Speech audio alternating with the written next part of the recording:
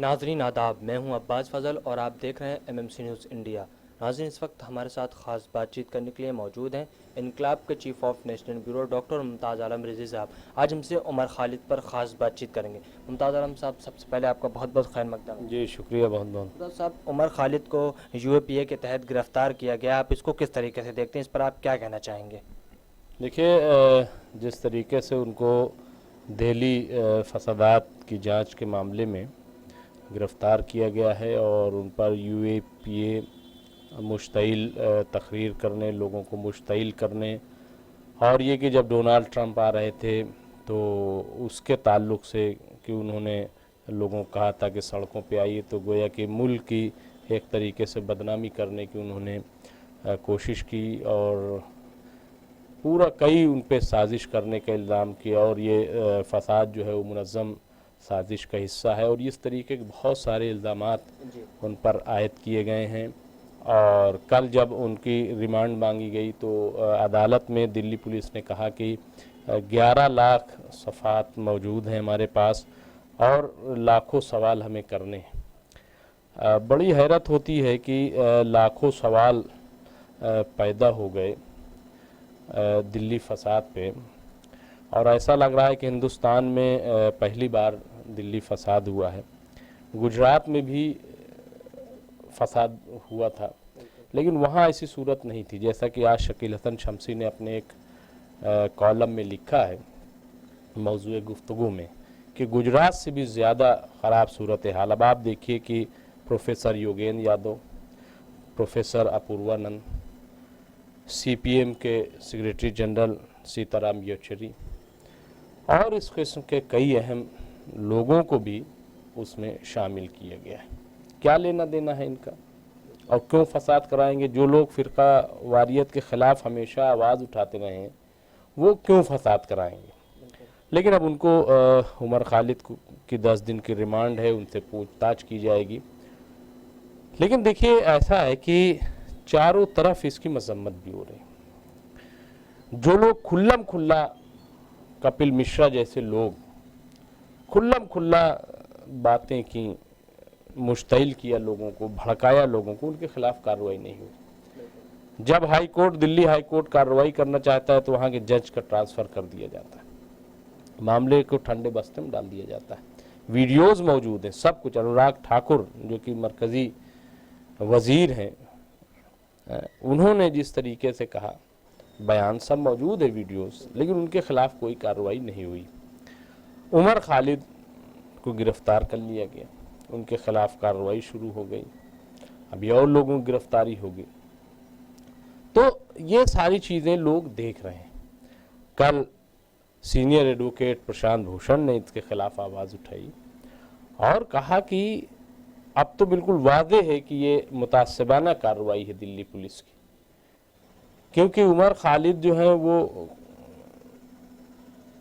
कोई फ़िरका परस्त नहीं है, बल्कि हमेशा हक के लिए मुल्क की आवाज़ उठाई, जैसा कि प्रशांत भूषण ने कहा।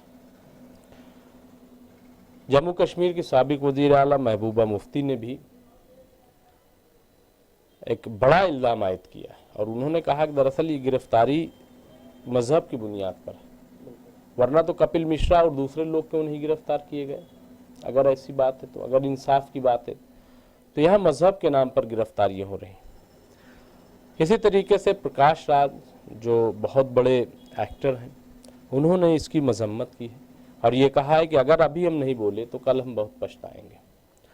तो इस तरीके से आवाज़ें भी उठ रही हैं। और देखिए, ये कोई नई चीज़ नहीं है, हमेशा इस तरीके की जुल्म ज़्यादती होती रही है, हिंदुस्तान की तो तारीख़ रही है, ये कोई पहला मौका नहीं है। हिंदुस्तान में आज़ादी के बाद से अब तक कई हज़ार फ़िरका वाराना फसादात हुए, मुसलमानों के ही घर जलाए गए, मुसलमानों की ख़वातीन की आबरू रेज़ी की गई, मुसलमानों को ही लूटा गया और उन्हीं को जेल में डाला गया। और ये मैं कोई हवम बात नहीं कर रहा हूँ, कोई ऐसा बयान नहीं दे रहा हूँ।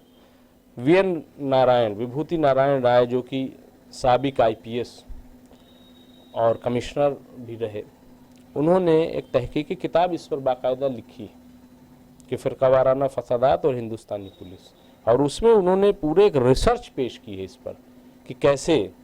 तो इसलिए ये कोई न तो हैरान करने वाली बात है, न तो कोई चौंकाने वाली बात है। ये मिजाज बना हुआ है कि मुसलमानों को टारगेट करो, मुसलमानों को टारगेट करो, मुसलमानों को टारगेट करो।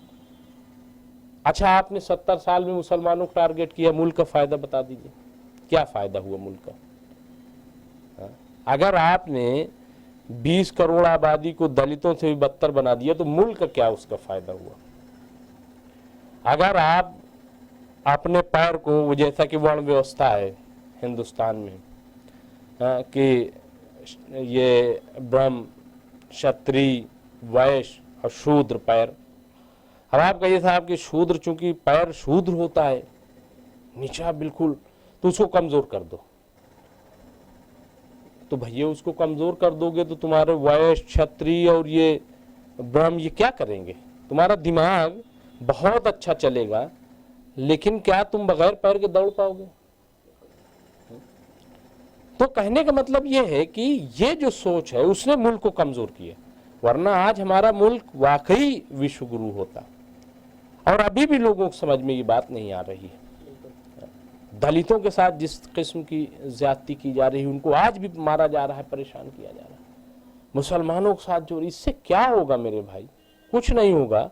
और हालत जो मुल्क की है वो सब देख रहे हैं।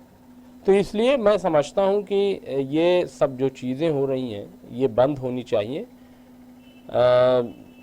सही चीज़, सही तस्वीर जो है वो मुल्क की उभरनी चाहिए, और इससे कोई फ़ायदा नहीं, न तो मुल्क के अंदर हमारा कोई फ़ायदा है, न मुल्क के बाहर हम कोई बहुत बड़ा इससे फ़ायदा उठा पाएंगे, सिवाय नुकसान होने के और कोई चीज़ नहीं। जी तो साहब, आखिर क्या लगता है कि मुसलमानों की लगातार गिरफ्तारियां होने, जैसे कि अभी डॉक्टर कफील खान की गिरफ्तारी हुई थी और अब ये सामने उमर खालिद की गिरफ्तारी आई है, क्या वजह है ये मुसलमानों की जो लगातार गिरफ्तारियां हो रही हैं? नहीं, वजह क्या है? वो वजह तो हमने बताया कि ये तो कोई नई चीज़ नहीं है, तो हमेशा से होता आया है। इसकी कोई वजह क्या है? इसका वही तासुब है, तासुब है, कि हम तुम्हें ही मारेंगे और तुम्हीं को सजा देंगे, और तो कोई वजह नहीं है। और उनको लगता है कि और ये सब पॉलिटिक्स भी है, ये दिखाना कि साहब ये देखिए हम इनको दबा रहे हैं, मुसलमानों को कमज़ोर कर रहे हैं, और ये वो सब, ये सब चीज़ें। वरना आप बताइए कि डॉक्टर कफील ने जिस तरीके से झुग्गियों में जाके काम किया, और गोरखपुर में तो बच्चों को बचाया था, लेकिन उनके खिलाफ। तो ये सब दरअसल वही है कि फ़िरका वारियत है, जहन में कूड़ा भरा हुआ है, मुल्क नहीं दिख रहा, सियासत दिख रही, कुर्सी दिख रही है। लेकिन ऐसी कुर्सी का करेंगे क्या कि जिसके पाए कमज़ोर हो जाए। कुर्सी कितनी देर तक चलेगी? गिर जाएगी कुर्सी, आप तबाह हो जाएंगे, कुछ नहीं होने वाला है। तो इसलिए ईमानदारी से काम अगर हो तभी देश का भला होगा, तभी मुल्क का भला होगा, वरना तो इससे कोई फ़ायदा होने वाला नहीं। जी मुमताज़ साहब, बहुत बहुत शुक्रिया। जी शुक्रिया बहुत। नाज़रीन, जैसा कि आप देख रहे थे, इस वक्त हमारे साथ खास बातचीत करने के लिए मौजूद थे इनकलाब के chief of national bureau doctor Mumtaz Alam Rizvi sahab. आज हमसे उमर खालिद की गिरफ्तारी पर ख़ास बातचीत कर रहे थे। तो नाज़रीन, फिर आज कुछ बड़ी खबरों के साथ देखते रहिए MMC न्यूज़ इंडिया, नई दिल्ली। शुक्रिया, खुदा हाफिज़।